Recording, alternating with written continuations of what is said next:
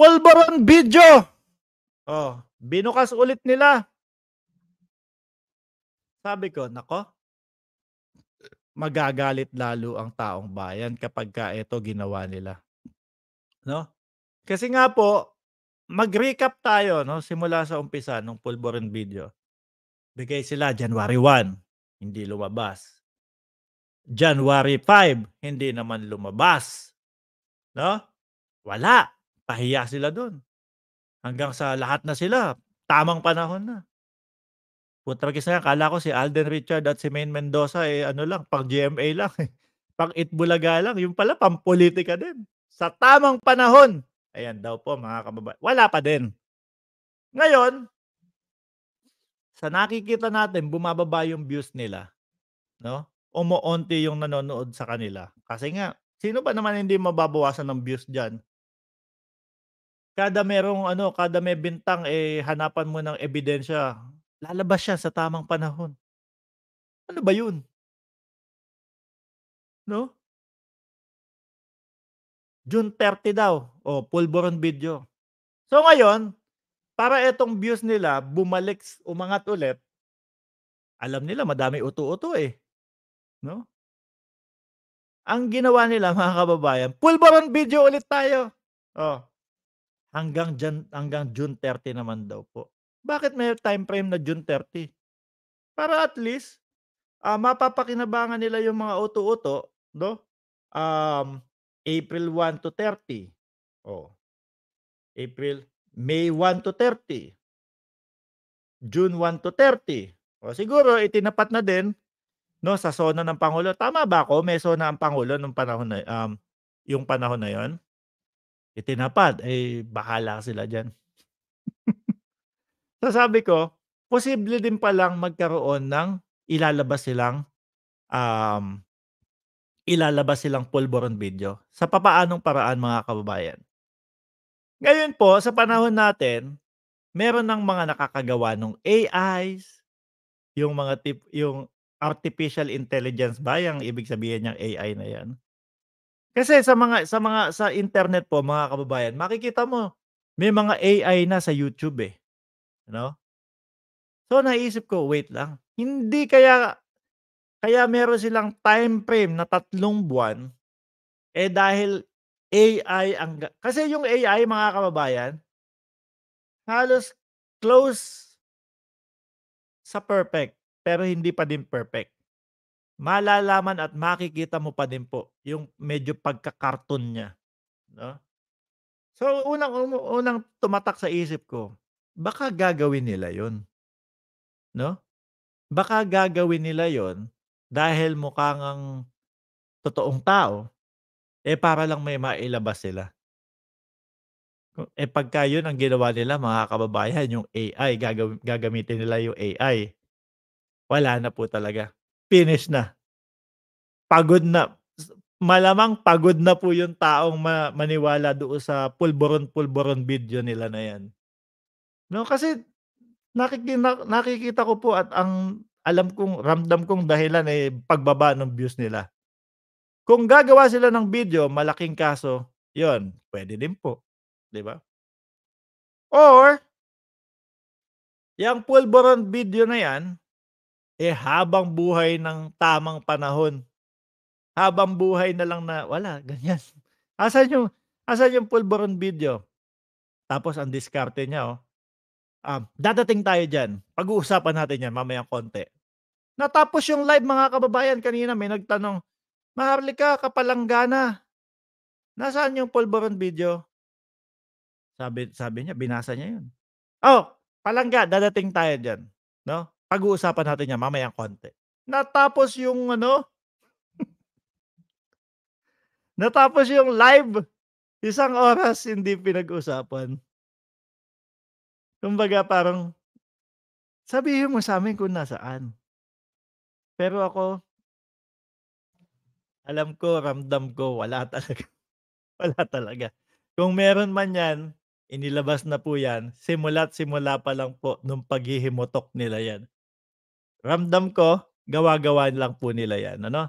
Tama, sa bagong Pilipinas tayo, sa kaunlaran, huwag siraan Pinklawan, kampi sa Marcos loyalist para progreso at sa taong bayan. Ayun, okey. Tama 'yun, 'no? Ako simula pa naman po, unity. Sabi ko unity ang, kumbaga ang pinaka-slogan ng ating pangulo. 'Pag nagkaisa ang mamamayang Pilipino, walang away-away, walang kumbaga yung iba iisang tabi yung kapangyarihan, 'no? Panalo tayong lahat mga kababayan, panalo tayong lahat po. Humingi siya ng tulong sa kakamping, pero ang pagmura niya kay Lenny noon walang katulad. So, kunyari na lang po 'no, kinalimutan na lang po ni Attorney Lenny 'yun. Pero, Sir Bertoy, yung pag-uugali niya hindi uubra sa mga kakamping dahil alam po natin yang mga yan, sila po yun sa pagiging disente, yan po yung mga talagang kumbaga mataas ang standard nila sa pagiging disente. Kayo masasabi niyo ba na disente si Madam? Parang hindi uubra. Yung mga hardcore na mga kakamping po talaga, si De Lima humahanga at ang kagandahan po sa kanila mga kababayan, sa mga kakamping, vocal sila. Sinasabi nila talaga mga bossing. Sinasabi nila na hindi hindi porket kalaban namin 'yan si BBM dati, ayaw namin diyan. Nakikita ko na maganda ginagawa niyan, hindi ko sasabihin. 'Yun yung mga ngayon sa berde gano'n na ngayon, 'no? Pero yung mga kakamping very vocal sila kung ano yung nakikita nilang magandang ginagawa at kung saan sila humahanga kay Pangulong Bongbong Marcos, mga bossing. Oh, 'yun ang maganda po, 'di ba? Sa tingin ninyo, eto meron na naman tayong versus na naman, versus kagaya nung kahapon. Kahapon, Riza Ontiveros versus, Robin Padilla. Mukhang hindi nanalo si Robin Padilla dun, nakita ko nagbabasa ako ng comment. Sino naman yung ano natin ngayon, 'no?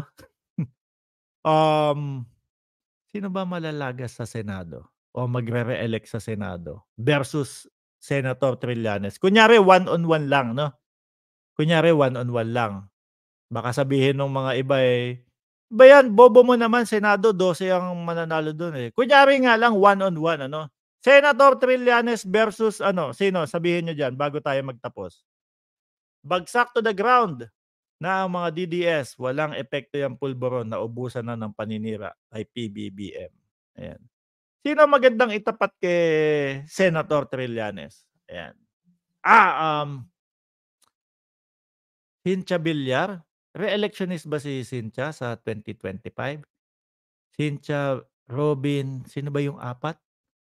Um, Bato, ayan. Okey. So, trio tayo, trio na lang. Hindi mahahati yung boto, kasi ano na lang, um, Bongo, ayan, Bongo, 'no? Sino sa tingin ninyo? Sige ganito na lang, 'wag na one on one. Sino sa tingin ninyo mga kababayan yung mas talagang pupunta sa taas, 'no, tapos itong isa nasa baba. Dating Senador Trillanes versus, Senator Bongo, ayan. Ayan magandang ano 'yan, magandang laban 'yan, 'no? So, sino sa tingin niyo yung mapupunta sa top 5 at sino yung mapupunta sa 10, 11, 12? Ayan, ganyan. So, kung sino yung nasa top 5 ibig sabihin yun yung boto niyo na, "Ay putek na 'yan." Eto mga kababayan, mga kababayan, ano, galing mo, 'Pag eto tumakbo ng senador mga kababayan, nasa likod pa din po ako niyan. Nasa likod pa din po ako niyan mga kababayan. Kernel Bosita, Kernel Bosita mga kababayan, simula't simula hindi pa congressman, 'no, si Congressman Bosita, ayan. Pinag-almusal ako 'yan, tuyo, sinangag, itlog. Nag-aalmusal kaming dalawa do'n sa kanyang ano, simpleng tao, napakasimpleng tao. Hindi pa congressman 'yan, nalalapitan na po 'yan, mga bossing, 'no? Nung mga ano, nung mga ayan, sabihin mo kahit sino, tricycle, truck driver, jeepney driver, motorista, lahat, mga bossing. Ayan, Colonel Bosita approve, ayan sabi. Nag-congressman, ayan mga kababayan, lagi 'yan makikita mo nasa ano, talagang spotlight ng congressman ng Congress si Congressman Bosita, mga kababayan, 'no? So sabi ko, "'Pag ito tumakbo ng senador, ilalagay ko 'to." 'No, hindi ko bibitawan yung tao na 'yan, simpleng tao 'yan, talagang wala pang posisyon 'yan, ha, wala pang posisyon. Pero talagang, alam ng taong bayan na nakakatulong. Diyos ko ang aga na nag-aano na ako. Pero mga kababayan, pihado, sigurado nasa ano ko 'yan, nasa listahan ko 'yan. Bumalik tayo dun, 'no, Bongo versus Trillanes, ayan. Sino sa tingin niyo mga kababayan? Bongo versus Trillanes. Ako bago tayo matapos 1,141 viewers pala tayo. Akala ko 100, 200 lang. 1,141 viewers. Oh, um, bago kayo lumabas, 'wag niyong kalimutan na mag-like dito sa live stream natin. I-share niyo na din po, and dun sa mga bago dito sa channel, mga kababayan, 'no, um, 'wag niyong kalimutan na i-subscribe para bukas po 'pag live ulit natin, magno-notify sa inyo, and 'wag niyong kalimutan yung i-all, ayan. Trillanes, Trillanes, Trillanes, Trillanes. Sentry, Sentry, oh, lahat ng pro China at pro Kibuloy, pro Digong, no vote, sabi ni Sansin, ayan po.